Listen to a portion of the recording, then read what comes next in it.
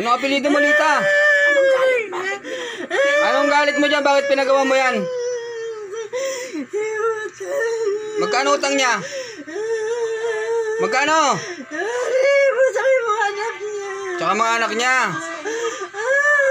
Bakit kailangan mong gawin yan sa nanay ko? Pwede mo naman singilin. Ba't pinahihirapan mo yung nanay ko? Sumagot ka!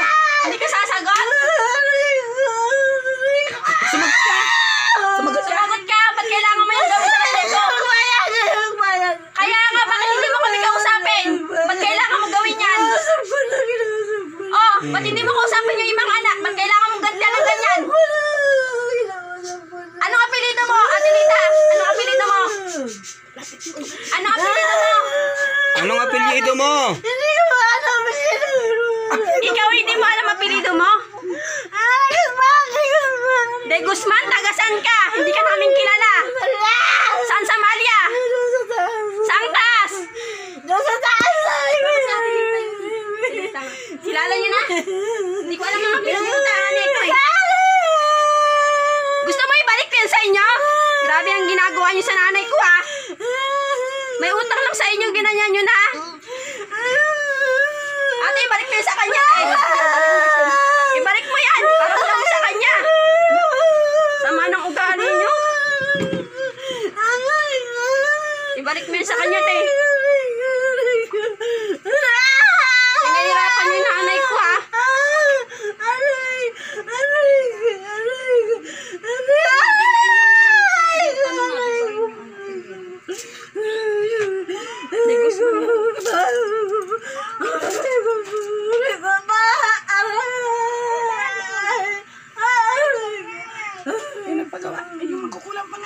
Esther. Esther. Pasok! Tanungin mo ko si Esther na. Ikaw na si Esther? Sagot. Esther. Oo, dome. Ibalik mo yan sa nagpagawa, Esther, ha? Kay Lita. Ha? Balik mo yan ngayon na. Ibalik mo ngayon yan sa kanya. Pag hindi mo binalik yan, papatayin namin kayo. Naintindihan mo? Ibalik mo ngayon na. Ngayon na, ibalik mo. Sige, gawin mo. Gawin mo. Pinahirapan niyo yung nanay ko. Gawin mo. Balik mo yan, Dan. Sige, balik. Balik mo ron sa nagpagawa.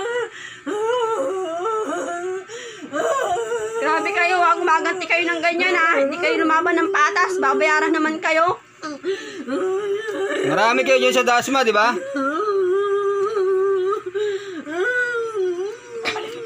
Ibalik mo yan, Dan. Pabalik mo yan doon, hindi ka namin tatantanan pag hindi mo binalik yan. Pag hindi mo binalik yan doon sa nagpagawa, sa'yo namin ibabalik yan. Tutudasin ka ni ate. Binalik mo na, Dan. Binalik na daw, wala nang nararamdaman yung nanay ko.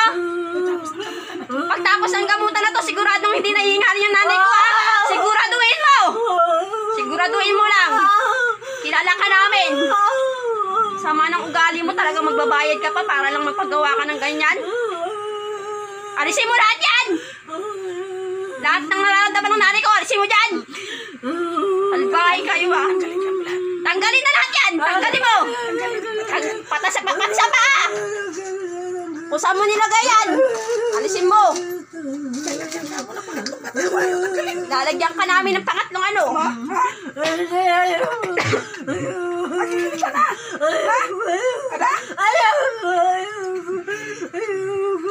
Pausa ko, Esther. Pausa ko.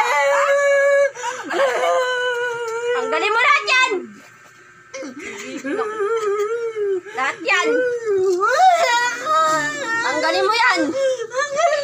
Balik. Ibalik mo ron. Balik Kay mo yan Lita. doon. Subukan mo pang gumanti sa mga kahit pamilya namin.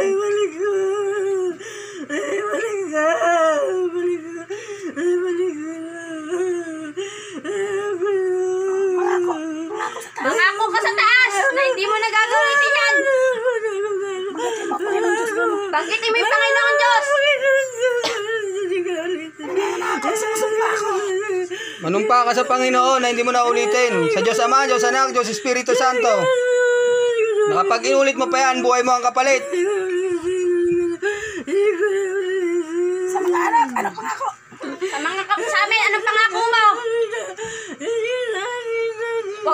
ulitin sa mga kamag-anak ko yan, ha? Lalong-lalo sa mga magulang.